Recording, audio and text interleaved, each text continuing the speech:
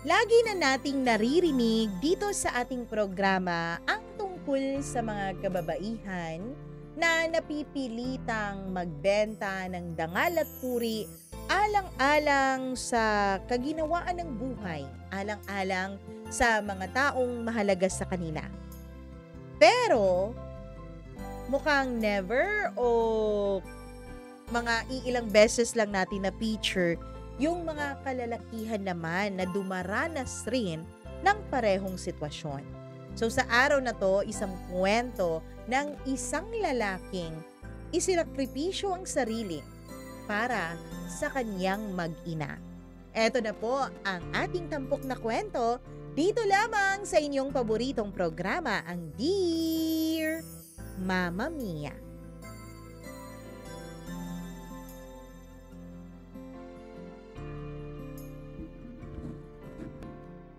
Ang tao, kapag nagmamahal ng totoo, ay handang hamakin ang lahat kahit isakripisyo ang sarili, mapanatili lang buhay at masaya ang kaniyang minamahal.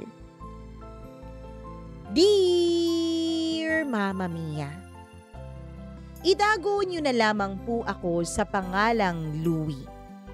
Dati po akong construction worker. At dati po, Mama Mia, may simpleng buhay ako kasama ang asawa kong si Christine at ang anak namin na si Gab. 8 taong gulang si Gab, Mama Mia. Sa totoo lang, mahal na mahal ko ang asawa't anak ko. Masasabi kong kahit hindi naman marangya ang buhay namin, ay masaya naman kami. Kontento at buo. Pero lahat pala ng yun, kayang mabura sa isang iglap lamang. Nagsimula ang lahat noong isang gabi ng tag-ulan. Basang-basa akong umuwi mula sa trabaho. Nanginginig sa sobrang lamig, pero mas nanginginig yata ako noon sa sobrang kaba. Ramdam ko agad na may mali pagpasok ko pa lang sa bahay. Kasi tahimik ito, Mama Mia. Hindi naman po masyadong maingay ang bahay, pero mas tahimik kesa sa dati. Christine, tawag ko. Habang inaalis ko ang suot-suot kong tsinelas. Walang sumagot sa aking pagtawag. Mabilis kong binuksan ang ilaw at sinalubong ako ng eksenang bumago sa buhay ko, Mama Mia.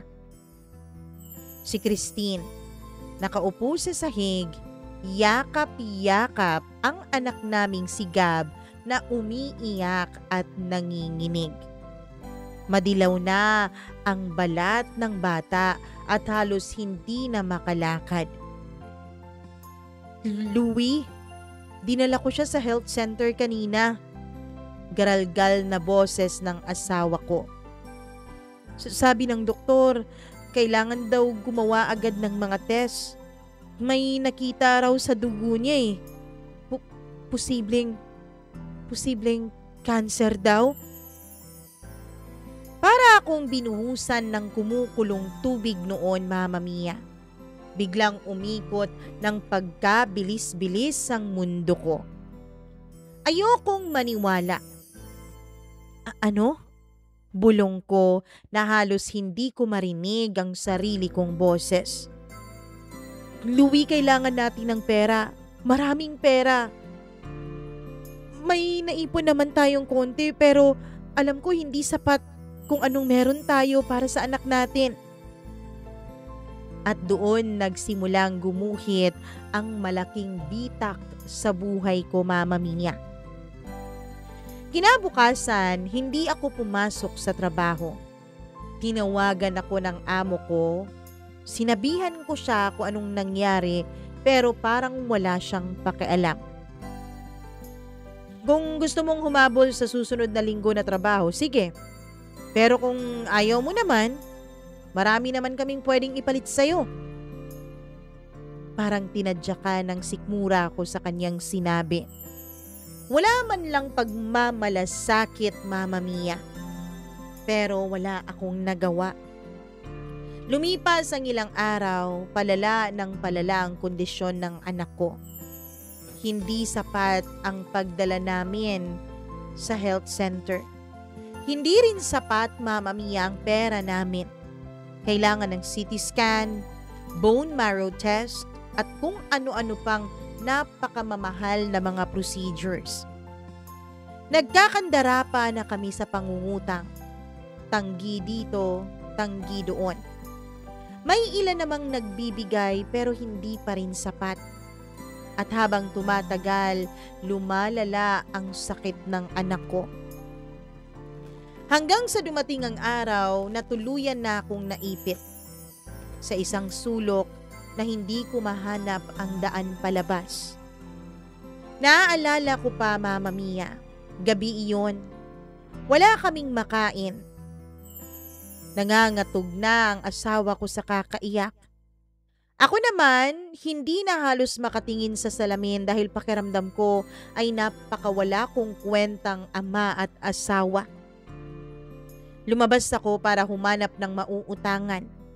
Naglakas loob akong pumasok sa isang bar na dati naming tinatrabaho sa construction.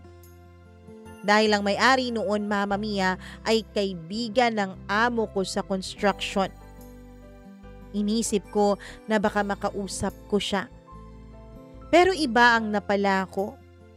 Sa dilim ng bar na yon, isang lugar na puno ng pulang ilaw at amoy ng alak, may lumapit sa akin. Isang may katandaan ng babae. Nakangisi siya. Malaki ang kanyang katawan at halata sa kanyang itsura na may pera siya, Mama Mia. Ikaw ba si Louie? Tanong niya. Inabot niya ang braso ko na para bang sinusuri kung meron akong mga mantsa o kung ano. Opo, ma'am. Kayo po ba si Ma'am Rachel? Yung kaibigan ng amo mo sa construction. Alam mo, sabi nila ikaw daw yung gwapong trabahador. Merong nakapagsabi sa akin na hindi ka raw bagay dun sa construction eh. Pero ang sabi ng amo mo sa akin, naparito ka raw kasi marami kang problema. Let me guess. Kailangan mo ng malaking pera? Nanlamig ang likod ko, Mama Mia. Bakit niyo po alam? Humawak siya sa pisngi ko. Diretso.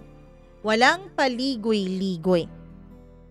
Kasi kanina ka pa namin tinitignan. At may alok ako sa'yo, isang trabaho. Trabaho na mabilis mong mapagkakakitaan. Tumigil ang mundo ko nung sinabi niya yon. Ano pong trabaho? Tanong ko. Ngumiti siya, pero tila may panganib na dala ang ngiting iyon.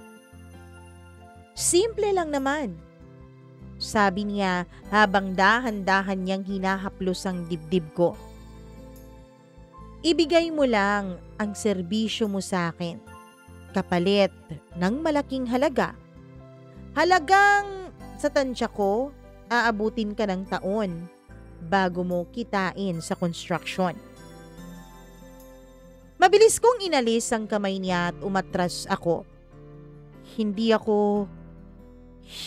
ko po kayang gawin yan.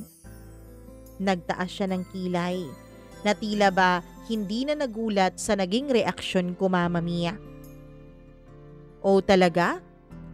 O baka naman hindi mo lang kayang makita ang anak mo na hindi nagagamot? Parang sinakal ako, Mama Mia. Parang sinampal ako ng katotohanan. Habang nakatingin ako kay Rachel, parang sumisigaw ang mukha ng anak ko sa utak ko. Bumabalik sa isipan ko ang hinang-hina na niyang katawan, ang pag-iyak niya, at ang takot na nakikita ko sa mata ng asawa ko.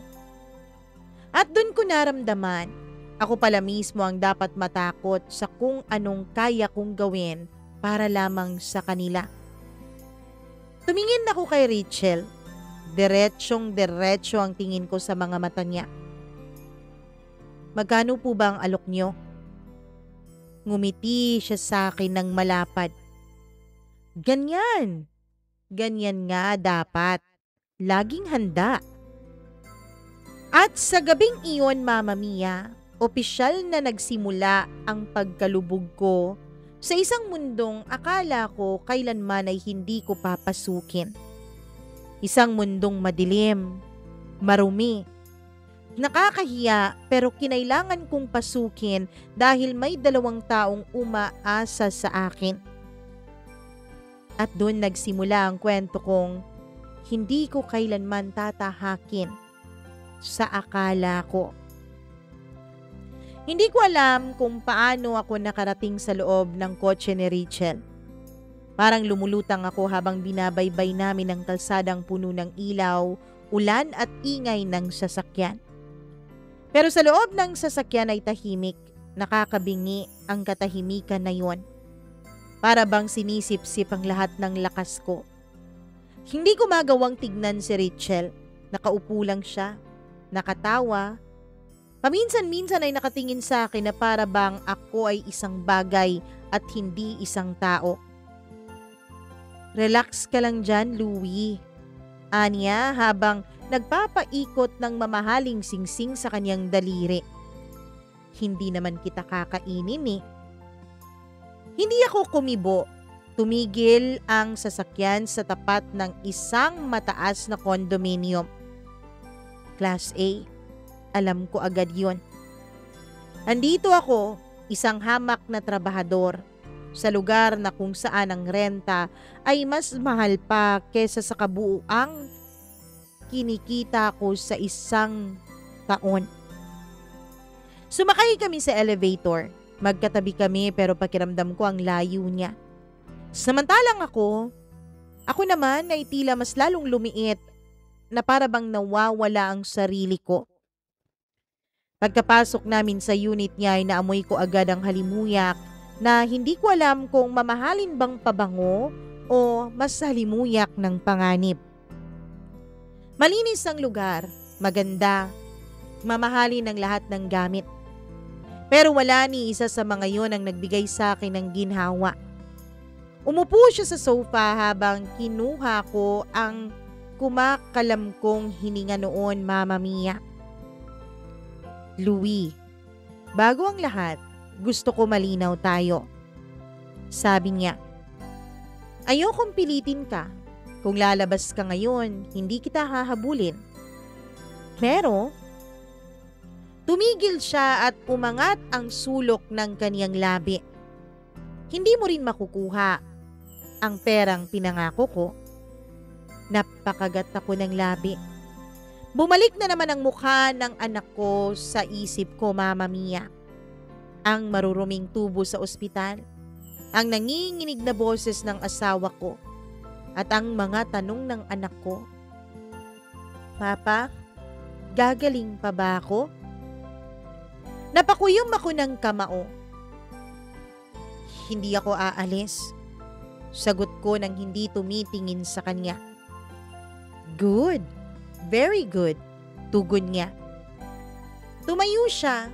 Lumapit. Mabagal. Tila isang pusa na papalapit sa isang natatakot na daga. Hinawakan niya ang baba ko at itinaas ang tingin ko sa kanya. Ang gwapo mo, Louie. Mukha ka talagang pangromansa at hindi pang construction. Bulong niya. Sayang naman kung hindi mo gagamitin yung itsura mong yan. Para akong naduduwal noon, Mama Mia, pero hindi ako kumibo. Hinila niya ako papunta sa silid tulugan niya.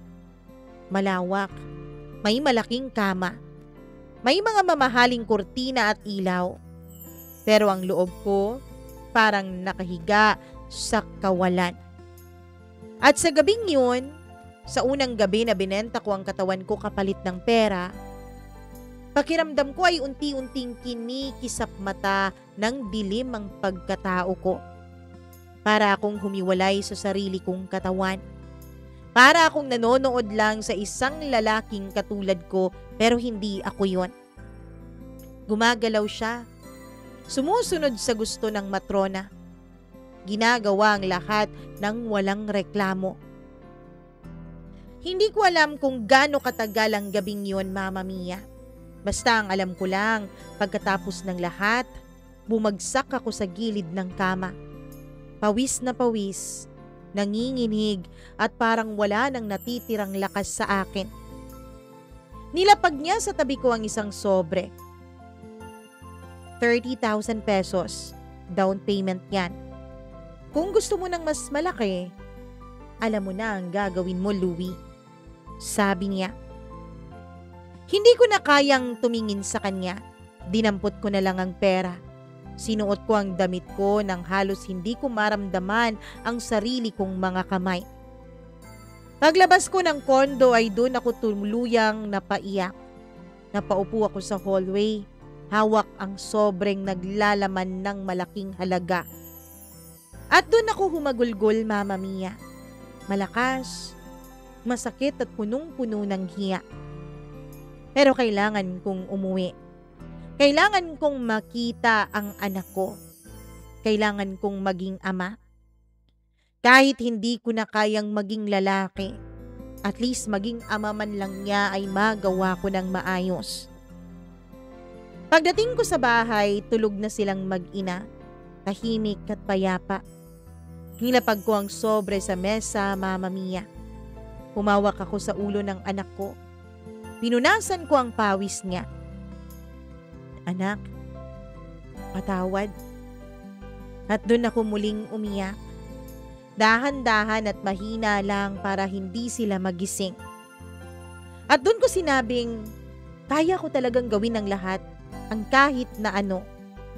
Kahit isugal ko pa ang kaluluwa ko, gagawin ko para sa mag-ina ko.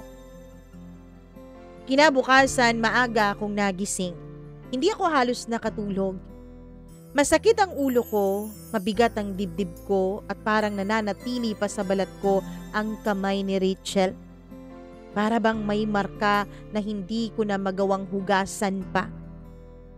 Pero pagkakita ko sa anak ko, na maputla, nakahiga at hinihingal na naman ay bigla akong nakatayo. Parang biglang nabura ang lahat ng pagod sa katawan ko. Kailangan kong kumilos. Dinala agad namin siya sa ospital para sa mga test niya. Habang inaasikaso siya ng nurse, ang asawa ko naman ay halos hindi makatingin sa akin. Louie, saan mo ba nakuha yung pera na yan kagabi? Mahina niyang tanong sa akin. Nanikip pang dibdib ko, Mama Mia. Hindi niya kasi alam. Wala siyang ideya. Naramdaman ko ang isang uri ng kirot na hindi ko alam kung dahil ba sa hiya o takot. Ayokong malaman niya. Ayokong makita niya kung gaano kababa ang ibinagsak ko. Kumuha lang ako ng racket. May nagpapasideline sa akin eh. Sagot ko. Doon niya ako tiningnan ng matagal. Yung tipong tingin na para bang binabasa niya ang laman ng kaluluwa ko. Pero hindi naman siya nagtanong pa ulit, Mama Mia. Hinawakan niya lang ang kamay ko. Salamat, Louie. At doon ako muling nadurog. Habang hinihintay namin ang resulta ng mga test, ay kinuha ko ang pagkakataong lumabas para kumuha ng tubig. Ngunit bago pa ako nakaabot sa vending machine, ay may humarang na sa aking lalaki. Ikaw si Louie? Tanong niya. Magaling siyang magsalita. Malambing ang kanyang boses. Nakapolo at nakapabango na halata mong sa amoy pa lang ay mamahalin. Nagulat ako kung bakit niya kilala ang pangalan ko. Si sino po kayo? Tanong ko. Nagpakilala siya. Ako si Kenneth, kaibigan ni Rachel. Natigilan ako, Mama Mia. Biglang kumabog ang dibdib ko. Hindi dahil sa takot, kundi dahil alam ko kung anong klaseng kaibigan ang tinutukoy niya. Sumulyap siya sa paligid. Para bang sinisigurado na walang makakarinig sa aming dalawa. Pwede ba kitang makausap? Sandali lang. Wala naman akong masamang intensyon. Hindi ko alam kung bakit pero sumama ako. Umupo kami sa maliit na bench sa may garden area ng ospital. Tahimik pero ramdam kong mabigat ang simoy ng hangin. Alam ko ang ginawa mo kagabi. Diretsyong sabi ni Kenneth sa akin, Mama Mia.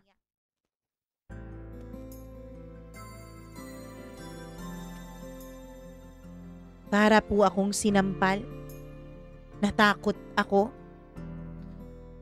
Huwag po kayong maingay. Ngumiti siya. Relax. Hindi ako mag-iingay. Gusto lang kitang kausapin. Dahil interesado ako sa'yo. Sabi niya nang walang paligoy-ligoy. Napakunot ang noo ko. Ano pong ibig niyong sabihin? Mas lalo siyang ngumiti. Isang uri ng ngiti na hindi ko alam kung nakakatakot ba o nakakaakit. Well, Rachel told me about you. At gusto kitang makita in person. Sabi ko na nga ba, totoong may taste ang kaibigan ko. Maganda ang tindig mo. Gwapo ka. Malinis. Malakas ang dating. Hindi ako kumibo, Mama Mia. Hindi ko alam ang dapat kong maramdaman. Tinapik niya ang balikat ko. Louie, hindi na ako magpapaligoy-ligoy pa. Sumandal siya. I know you need the money. Malaki. And I know that you're willing to do anything para sa pamilya mo, right?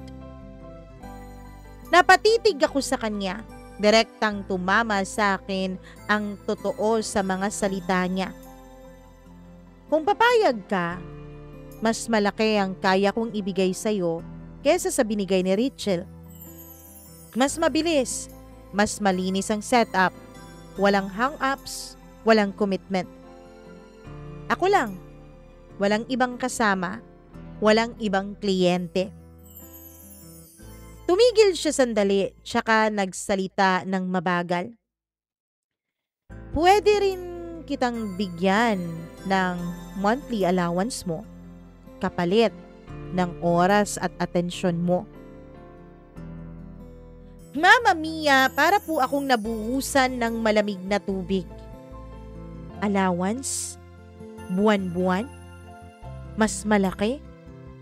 Mas madali? Pero ang kapalit nito, ang sarili ko pa rin. Hindi ako makasagot. Hinitigan ko siya. Makinis ang kaniyang balat. Mabango, mayaman. Hindi rin siya matanda na tulad ni Rachel. Parang halos kaidaran ko lang siya o mas matanda lang sa akin ng wala pa sigurong 5 taon. Mas bata, mas disente. Pero pareho lang silang dalawa ni Rachel nang hinahanap. Ang katawan ko, ang pagkalalaki ko, ang dignidad ko. Bakit po ako? Kakaiba ka, Louie. Hindi ka kagaya ng iba na nagbebenta ng katawan. Hindi ka sanay. Hindi ka bastos at higit sa lahat. Alam kong hindi mo ako iba-blackmail dahil may pamilya ka ring masisira. Ang alam ko lang, desperado ka sa pera. Parang tinusok ang puso ko, Mama Mia. Pero hindi naman siya nagkamali. Kailangan ko lang ang oras mo, sabi niya. At hindi ko aalisin sa iyo ang pamilya mo. Ayokong sirain ang buhay mo. At ayoko ring masira ang buhay ko at ang imahe ko, Louie. Gusto ko lang makasama ka. Gusto ko lang maramdaman ng masarap na mga ligaya kasama ka. Pero walang pilitan to, ha? Nanginig ang mga daliri ko at hindi ako makasagot noon, Mama Mia. Pag-isipan mo, bibigyan kita ng card ko. Nawagan mo lang ako kapag handa ka na. Inabot niya sa akin ang isang mamahaling business card. Mayaman nga siya. Seryoso sa kanyang alok. May pera, may kapangyarihan, at gusto niya ako. Hindi ako kumibo. Kinuha ko ang card hindi dahil handa ako, kundi dahil wala na akong ibang hawak sa buhay ko, Mama Mia. I'll go ahead, Louie. Pero kapag tumawag ka, sisiguraduhin kong hindi lang anak mo ang gagaling. Gagaan din ang buong buhay ninyo. Pag-alis niya, hindi ko na mahalata kung malamig ba ang pawis sa noo ko o naiiyak na ba ako. Hanggang sa tumunog ang analog kong cellphone at tumatawag ang asawa ko. Louie, nasan ka na ba? Kala ko ba bibili ka lang ng tubig? Gusto kang makita ng anak natin. At doon ko naramdaman ang bigat ng mundong pinapasok ko, Mama Mia. Eto na yata ang magiging bagong buhay ko. Pagbalik ko sa ospital ay nakita ko kaagad ang mag-ina ko. Magkahawak kamay sila pero may lungkot sa mukha ng asawa ko na para bang may mabigat siyang alam na hindi niya masabi.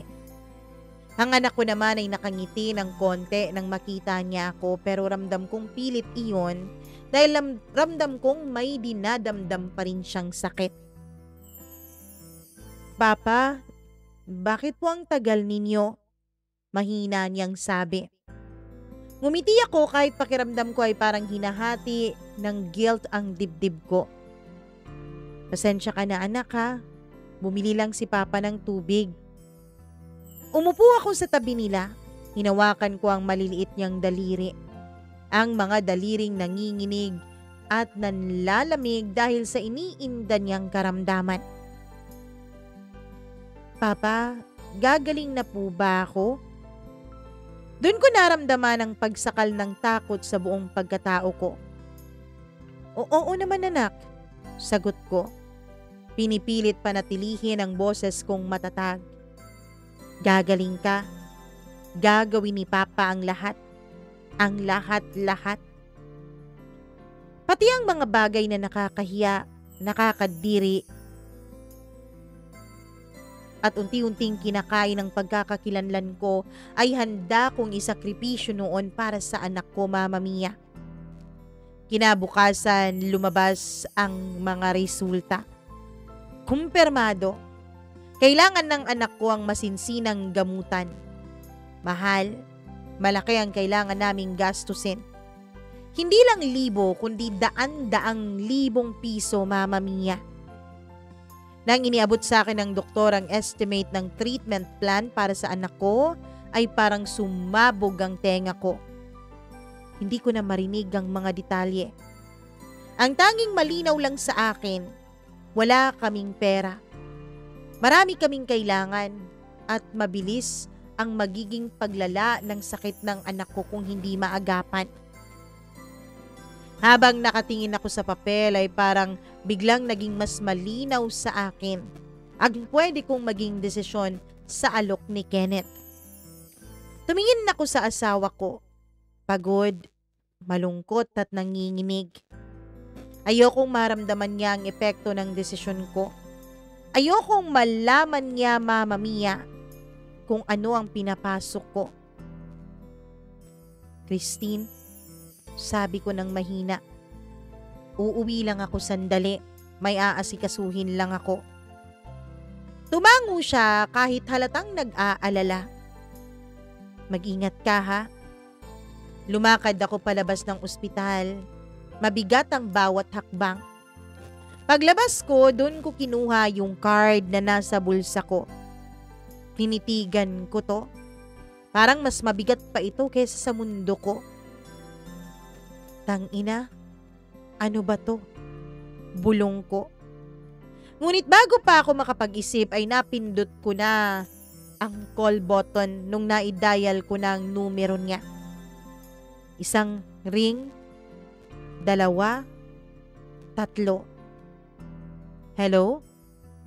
Boses ni Kenneth. Hindi ako makapagsalita.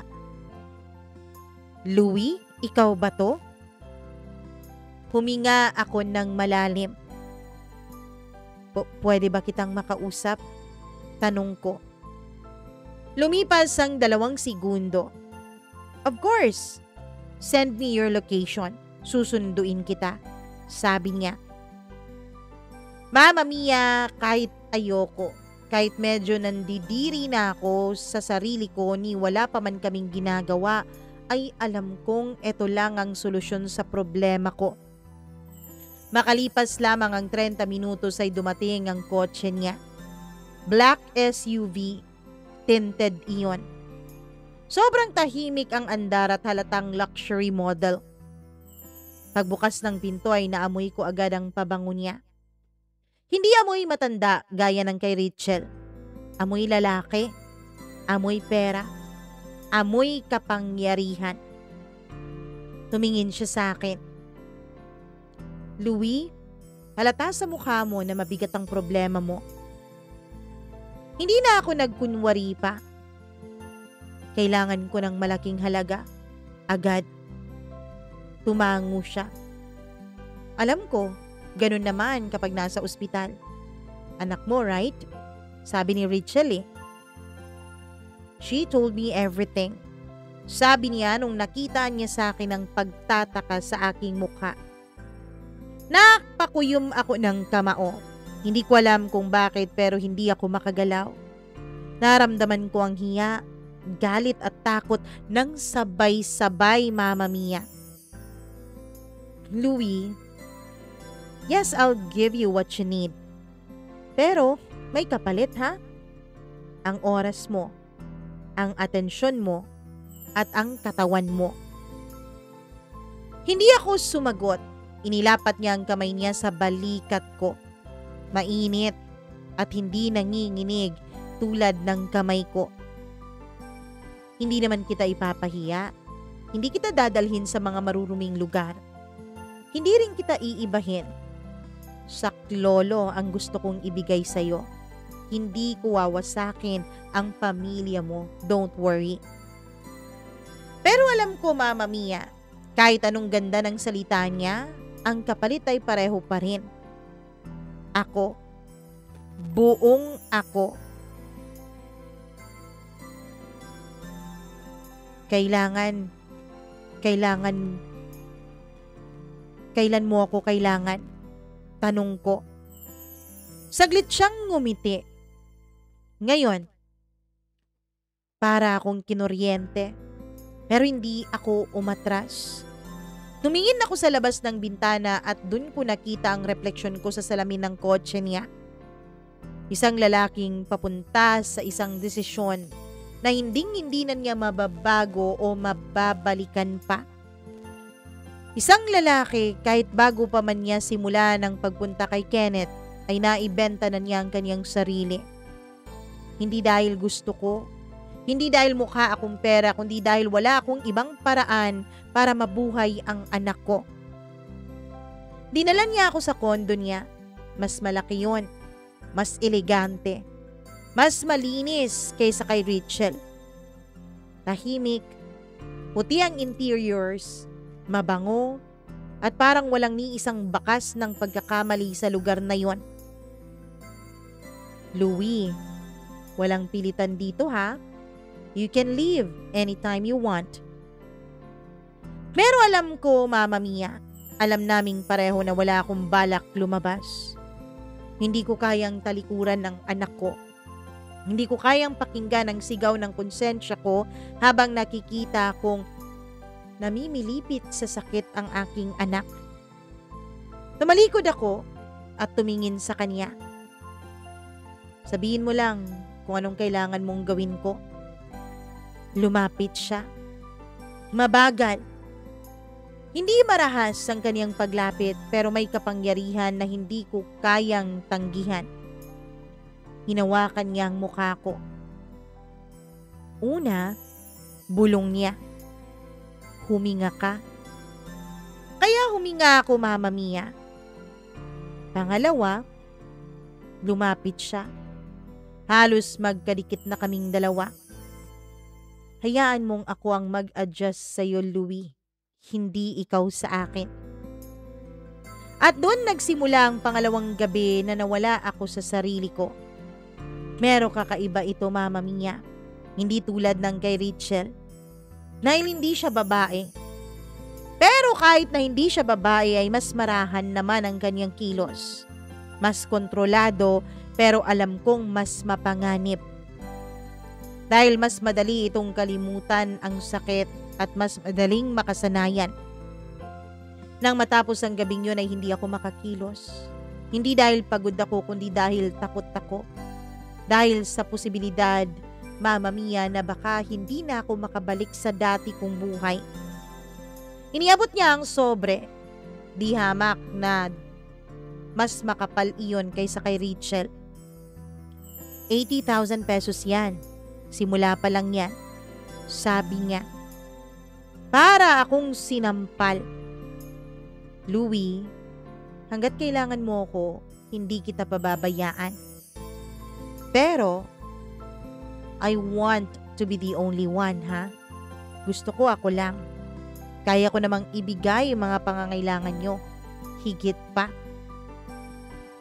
Alam ko, Mama Mia, eto na ang simula ng mas malalim, mas madilim, at mas mapanganib na bahagi ng buhay ko.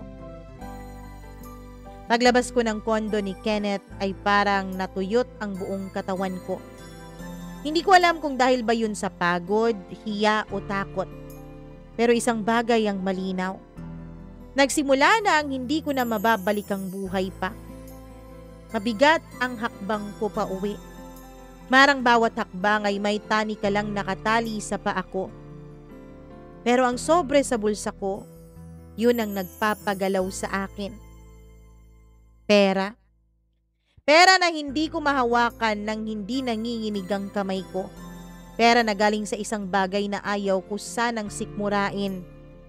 Pero pera na kailangan ng pamilya namin. Pag-uwi ko, tahimik ang bahay. Late na kasi yun. Mama Mia, nakita ko ang asawa't anak ko. Lumabas kasi muna sa ospital ang anak ko dahil wala pa naman akong pampa-admit sa araw na yun. Pareho silang pagod, pareho silang kulang sa tulog at parehong walang ideya sa ginagawa ko. Lumapit ako sa higaan. Hinawakan ko ang buhok ng anak ko at hinalikan sa kanyang noo. Muli ay bumulong ako ng paghingi ng kapatawaran sa kanya.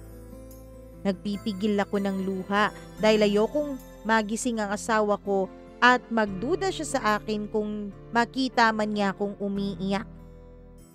Inilapag ko ang pera sa ibabaw ng mesa. Nilagay ko sa isang envelope na walang pangalan para hindi halata na galing sa kung sino iyon. Kinabukasan ay pagkagising ko, asawa ko ang unang nakita ko. Louie? San galing to? Tanong niya sa nanginginig na boses. Sumandal ako sa dingding, pasimpleng umiwas sa tingin niya. Marami tayong kailangang bayaran, kaya kailangan ko ng mas malaking sideline. Napaupo siya. Halatang nalulula sa dami ng pera sa loob ng envelope na yon. Louie, ang laki nito. Hindi ganito ang binibigay ng part-time. Sabihin mo nga sa akin yung totoo. Ano ba talagang trabaho yan? Doon kumirot ang dibdib ko. Doon ako halos hindi makahinga. Pero kailangan kong magsinungaling. Kargador ng mga mahahalagang kargamento sa pier. Sagot ko. Tuwing gabi yan ang ginagawa ko. Kaya natatagalan ako sa pag-uwi. Tahimik lamang siya pero alam kong hindi siya kumbinsido, Mama Mia. Talaga? Tingnan mo nga yung sarili mo. Wala ka namang sugat. Wala kang pasa. At parang hindi ka naman pagod sa trabaho. Parang may iba sa'yo. Kinabahan ako, Mama Mia. Gustuhin ko mang umamin. Gustuhin ko mang sabihin sa kanya ang totoo. Gustuhin ko mang sabihin na panahon na para humingi ng tulong sa kanya. Gustuhin ko mang sabihin sa kanya na hindi ko na kaya, pero paano, Mama Mia? Paano ko sasabihin sa asawa ko na ang katawan ko na dapat ay para sa kanya lamang ay binabayaran at inaarkila ng ibang tao? Napakuyom ako ng kamao ko. Christine, kapag sinabi ko sa'yo, masisira tayo. Kaya sana, wag mo na lang akong pilitin pa. Napatingin siya. Tumulo ang luha sa kaniyang mga mata. Hindi mo ba ako pinagkakatiwalaan, Louie? Kailangan ko lang ng panahon. Pag gumaling na ang anak natin, hihinto ako sa lahat, tsaka ako sasabihin sa'yo. Ano ba yan? Nagbibenta ka ba ng ipinagbabawal na gamot? Hindi ako nagsalita, Mama Mia. Mas gusto ko na lang na isipin niya na ganun nga ang ginagawa ko. Lumapit siya sa akin at niyakap ako. Mahigpit, mainit at punong-puno ng pag-aalala ang kaniyang yakap na yon. Louie, wag mong hahayaang mawala ka sa amin, ha? Hindi ko alam kung paano ako hihinga noon. Habang lumilipas ang mga araw, mas lumalala naman ang sitwasyon ng anak namin. Mas dumadalas ang pagsusuka niya. Mas humihina. Mas maraming gamot ang tinuturok sa katawan niya. At mas may rami kaming kailangang bayaran. Ako naman, mas dumadalas kay Kenneth. Minsan 1 linggo, minsan 2 beses, minsan 3 beses sa 1 linggo.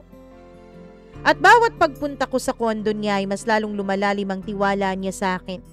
Mas nagiging komportable siya. Mas nagiging madalas ang pagyakap niya. Mas nagiging personal. Isang gabi matapos ang isa na namang gabing hindi ko kayang isipin ng matino, nakahiga kaming dalawa sa kama niya. Tahimik. Nakatitig lang sa kisame. Pagod siya pero nakangiti. Louie, bakit kaya hindi ka nalang tumira dito? Para akong nabilaukan sa kanyang sinabi. Kailangan mo ng pera. Kailangan mo ng mabilis. Kailangan mo ng stability. At gusto kita, Louie. Ayoko nang pakawalan ka pa. Tumayo ako ng mabilis. Ano? Hindi pwede. May pamilya ako. I know. Hindi ko naman sinasabing iwan mo sila. Pwede ka pa rin namang umuwi sa inyo. Pero dito ka natitira. Mas madali. Mas mabilis din akong makakatulong sa'yo. Napahawak ako sa ulo ko. Hindi ko alam kung gusto ko bang sumigaw o tumakbo palabas sa unit na yon. Hindi ko kaya. Hinawakan niya ang mukha ko. Louie, gusto kong ligtas ka. Ligtas kayo. Hindi ka masasaktan. Hindi ka lalapastanganin. Hindi naman kita ipapahiya. Sapat na sa akin ang atensyon at katawan mo. Sapat na sa akin ang presensya mo, pero gusto ko sana araw-araw. Hindi ka sa akin. Hindi kita pagmamay-ari, pero gusto kong maging bahagi ng buhay mo, Louie. At gusto kong maging bahagi ng dahilan kung bakit nabubuhay ang anak mo ng masagana, ligtas at walang sakit. Nanginginig ang dibdib ko, Mama Mia. Sa loob-loob ko alam ko namang tama siya eh. Hindi ko kayang tustusan ang pangangailangan ng anak ko. Hindi ko kayang mabuhay ng walang pera. Hindi ko kayang hindian ang alok niya. Pero hindi ko rin kayang tanggapin ang sarili kong magiging laruan na lang niya habang buhay. Umupo ako, humawak ako sa ulo ko at tumingin ako sa sahig. Kung pumayag ba ako na dito ako mamalagi sa'yo, ano bang kapalit? Simple. Lumapit siya sa likuran ko at hinawakan ang balikat ko. magiging akin ka tuwing kailangan kita. Tumigil ang oras ko, Mama Mia. Tumigil ang hininga ko. Pero sa dulo, parang naririnig ko ang boses ng anak ko. Tinatanong kung gagaling pa ba siya. At dun ko naramdaman ang isa pang parte ng pagkatao ko na tuluyang bumigay na nga kay Kenneth. Pag-uwi ko ay hindi ako makatingin sa asawa ko. Pagpunta ko sa ospital ay hindi ako makatingin sa anak ko. Hindi rin ako makatingin kahit sa salamin. At nang gabing yon ay tumingin ako sa kisame at nagtanong sa Diyos, hanggang kailan ba ako magiging ganito? Lumipas ang ilang araw. Alam kong hindi na ako normal, Mama Mia. Hindi na ako mapakali. Hindi ko na kayang tignan ang sarili ko. Hindi ko mahabol ang paghinga ko kapag naiisip ko si Kenneth at ang alok niya na hindi ko masabi-sabi sa asawa ko. Pero ang pinakamasakit, habang mas lumalala ang sakit ng anak ko ay mas lumalakas din ang boses ni Kenneth sa utak ko. Pwede ko kayong iligtas, pero nasa kamay mo yan kung papayag ka. Isang gabi habang nagbabantay ako sa ospital, lumabas ang doktor para makausap kami. Suot niya ang puti niyang coat, pero ang mukha niya ay may lungkot. Louie, kailangan na talaga nating simulan agad ang series of chemotherapy para sa anak mo. Hindi na dapat patagalin to. Kung matatagalan pa, baka mahirapan ang katawan niya. Para akong nanlamig. Nahandahan kung tinanong sa kanya kung magkano. Well, hindi madali ang kaso ng anak mo. Kailangan siyang maturukan ng anesthesia. Maraming kailangang gawin. Planning, pati na rin ang mga gamot. Sa tansya ko aabutin ng 98,000 pesos sa unang cycle yan. Hindi pa kasama ang mga susunod na cycle. Mama Mia, dun ko naramdaman kung gaano talaga kahirap maging mahirap. Tumingin ako sa asawa ko. Namutla siya. Napahawak sa dibdib niya. Tumingin siya sa akin na para bang sinasabing, paano natin mababayaran to? Hinawakan ko ang ulo ko. Sige, akong bahala. Bulong ko. Ano bang ginagawa mo, Louie? Tanong niya sa pagitan ng luha. Ano ba talagang tinatago mo? Hindi naman ako nagrereklamo na kaya mong iligtas ang anak natin, pero saan ka kukuha ng ganun kalaking halaga? Hindi ko siya masagot. Halos hindi ako makahinga sa mga tanong niya na yun, Mama Mia. Hindi ko alam kung paano ipapaliwanag na ang perang yun ay galing sa maruming kamay ng isang lalaking ginagamit ang katawan ko. Hindi ko kayang ipaliwanag na ang katawan ko ay hindi ko na pagmamay-ari. Hindi ko kayang ipaliwanag sa kanya na sa bawat paghinga ko, ang nagiging importante sa akin ay ang anak namin. Pero ang kapalit noon ay ang kahihiyan at sakit sa dibdib ko. Kaya tumalikod na lang ako. Lumabas ng ospital at naglakad ng mabilis. Hindi ko alam kung saan pupunta pero alam ko kung sino ang patutunguhan ko. 3 beses muna akong huminga ng malalim bago ko tinawagan si Kenneth. Louie, kanina ko pa inaabangan ang tawag mo. Kailangan ko ng pera? Bulong ko na halos hindi ko na nga marinig sa sarili ko. Ngayon na? Tahimik siya sandali, pero ramdam ko ang ngiti sa boses niya. Okay, punta ka dito. I'll prepare everything. Magkano ba ang kaya mo, Kenneth? Tanong ko sa nanginginig kong boses. Ikaw, magkano bang kailangan mo? Tanong niya. Humigpit ang dibdib ko. 100,000 sana. Well, barya lang yan. Halika na, bilisan mo. At nun ko naramdaman, Mama Mia, iba talaga kapag mayaman ka. Nabibili mo lahat. Barya lang sa kanila ang perang magdudugtong ng buhay sa anak ko. At sa gabing yon ay nilamon ako ng katotohanan. Kapag mahirap ka, kailangan mong lunukin ng lahat. Kapag mayaman ka, makukuha mo ang lahat sa isang iglap lamang. Pero handa akong tiisin ang lahat. Handa akong tiisin ang lahat ng paghihirap para sa anak ko.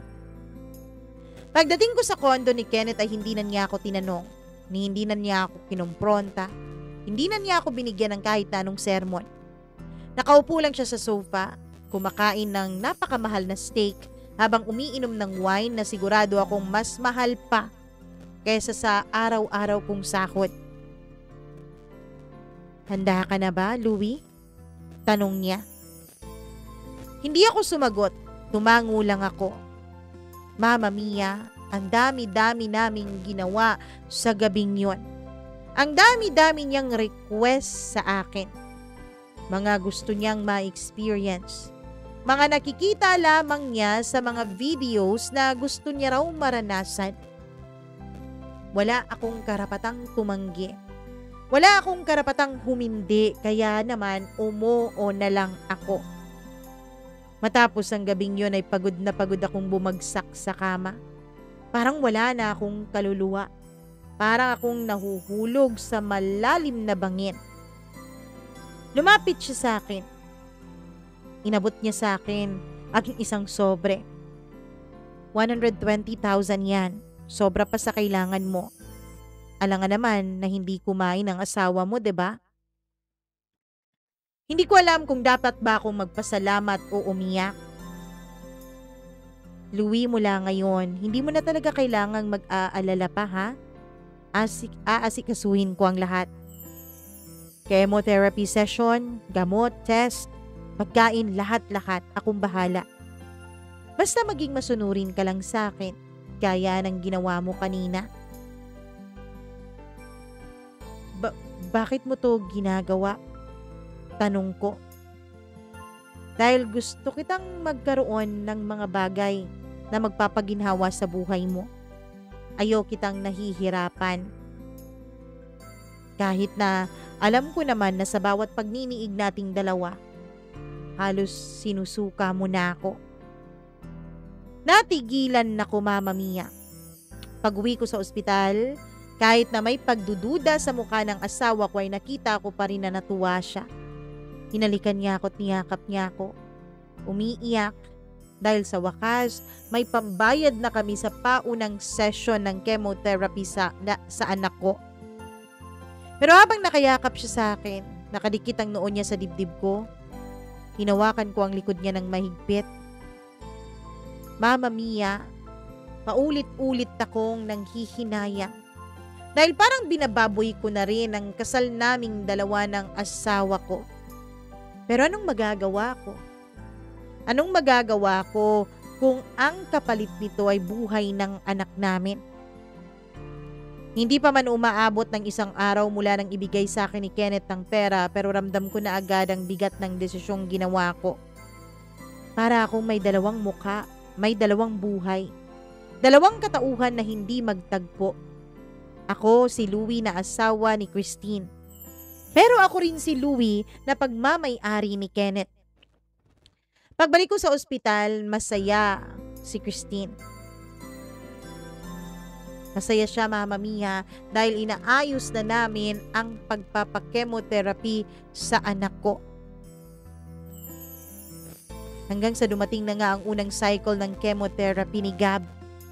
Magkahalong kaba, takot at awa ang bumabalot sa akin habang pinapanood ko siyang nakakabit sa makinang hindi ko alam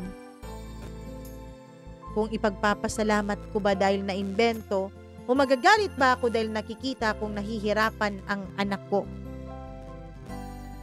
Papa, kapag gumaling ako, kain tayo ng ice cream, ha? Gusto kong umiyak pero ngumiti ako. Magpagaling ka na agad, anak. Promise, kahit gaano karaming ice cream pa ang gusto mo, bibilhin ko. Noong simulan na ang kanyang session ay kinailangan kong lumabas sandali dahil baka hindi ko mapigilan ang sarili ko at bumigay ako sa harap ng anak ko. Sa hallway ay naabutan ako ng doktor niya.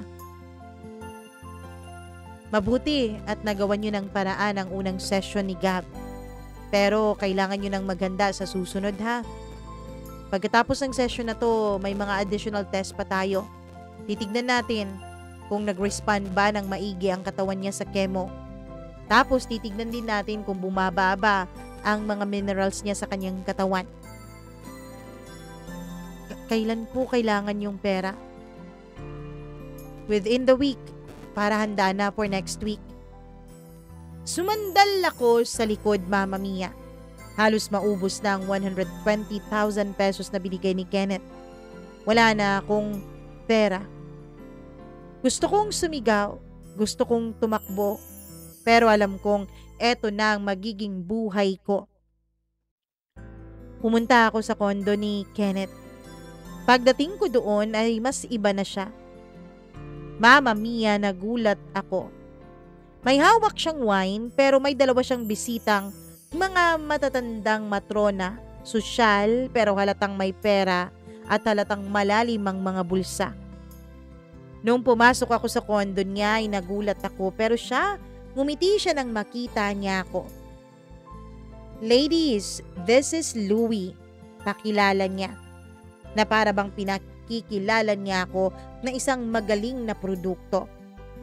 A friend, a very special kind of friend. Tumawa yung isa. Gwapo nga, Kenneth. Mas type ko yan kaysa sa mga talent ng kaibigan natin dati sa club. Pinisil ng isang braso ko nang hindi man lang nagpapaalam sa akin na para bang isa akong produkto na sinusuri niya kung gusto ba niyang bilhin. Ay, Diyos ko, ang tigas, Kenneth. Saan mo ba nakuha to? Hindi ako makagalaw, Mama Mia. Gusto kong umalis pero para akong isang display. Parang paninda na hindi makakilos. Pinaupo ako ni Kenneth pagkatapos ay umupo siya sa tabi ko. Inilapit niya ang bibig niya sa tenga ko at bumulong. Well, Louie, I like you but I know na hindi mo ako kayang gustuhin gaya ng pagkakagusto ko sa'yo. So might as well, enjoy na kita habang nandito ka pa. And nakita ko, parang may galit sa mata mo. Remember why you're here, ha? Para sa anak mo. Kinapalan ko ang dibdib ko, Mama Mia. Nilunok ko ang pride ko. Hinayaan ko silang tatlo na hawakan ako. Tignan ako at pag-usapan ako na para bang hindi ako tao at para bang wala akong boses. Mama Mia, dun ko napagtanto na ang kabaitang pinapakita sa akin ni Kenneth ilang araw nang nakakaraan ay hindi pala totoo. Siya pala ang magiging pinakamalaki kong problema, hindi pala ang mga matrona at hindi ang kahihiyan. Nang umalis na ang mga bisita ay lumapit sa akin si Kenneth. Hindi naman siya galit pero hindi rin siya masaya. Kalmado lang. Well, Louie, you did good. They like you. I'll send you the payment tomorrow. Payment? Bulong ko na parang may tinik sa aking salita. Yes, payment. At hindi lang sila ha, may isa ka pang kliyente na interesado. Matrona din, pero mas matanda ito. Kaya lang, mas malaki magbayad kaysa sa akin. Hindi naman ito parte sa hinawakan niya ang braso ko. You can always say no, pero matitigil ang lahat. Pati ang pagbibigay ko sa'yo, Louie, ay matitigil din. Kung lalayo ka ngayon, sino na lang magbabayad para sa gamot ng anak mo? Parang sinaksak niya ako sa kanyang sinabi, Mama Mia. Oops, masakit ba? That's the reality, Louie. Kung hindi mo tatanggapin, someone else will. Iba ang makikinabang sa perang ibabayad namin. Kung ayaw mong makinabang, maghanap na lang kami ng iba. Huminga ako ng malalim, tsaka ko sinabing, sige. Huwag na kayong maghanap. Ako na lang. Ngumiti siya, Mama Mia. Doon ko nakita na yung kabaitan na pinapakita niya sa akin nung una ay wala palang katotohanan. Ibang-iba ang Kenneth na nakikita ko ngayon. Parang gahaman, parang demonyo, parang nakakatakot. Pero alam kong sa likod ng takot na mararamdaman ko sa kanya, ay siya lang ang bukod tanging makakapagligtas sa anak ko, Mama Mia. Hanggang sa tinotoo nga ni Kenneth ang kanyang sinabi. Pagkatapos ng gabing yun ay parang ilang linggo po akong lumulutang. Wala na akong oras para sa sarili ko. Sa araw, nasa ospital ako. Sa gabi naman ay pinupuntahan ko si Kenneth. Lalo na kapag kinakailangan niya ang serbisyo ko. Mama Mia, may iba din siyang binibigay sa akin na kliyente na gaya ng sabi niya ay malaking magbigay. Halos hindi na po ako humihinga. Halos humahapdi na po ang pagkalalaki ko dahil gamit na gamit ako sa araw-araw. May pinapainom siya sa akin. Sabi niya para raw makatagal ako. Sa lahat ng mga gabi na nakakasama ko si Kenneth at ang mga kliyenteng sinasabi niya, ay may isang tao na nagmarka ng hindi ko inaasahan. Isang babae na hindi ko dapat makita, hindi ko dapat makausap, at lalong hindi dapat kami nagkaroon ng ugnayan dalawa. Louie, punta ka dito.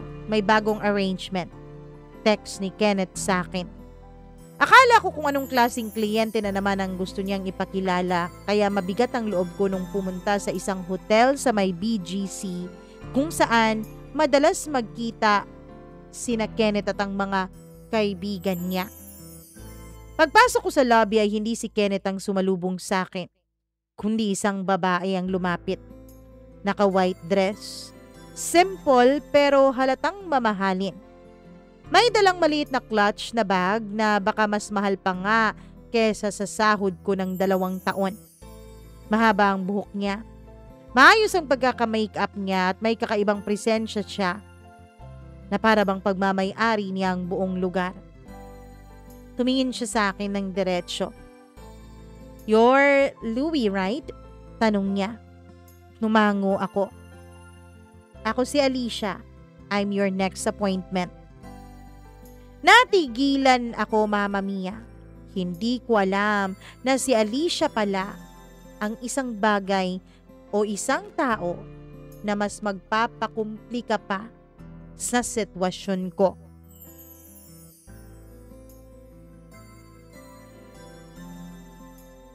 Nako, Louie, sino ba itong si Alicia na ito? Yes po, mahaba po ang kwento ni Louie, kaya meron po tayong part 2.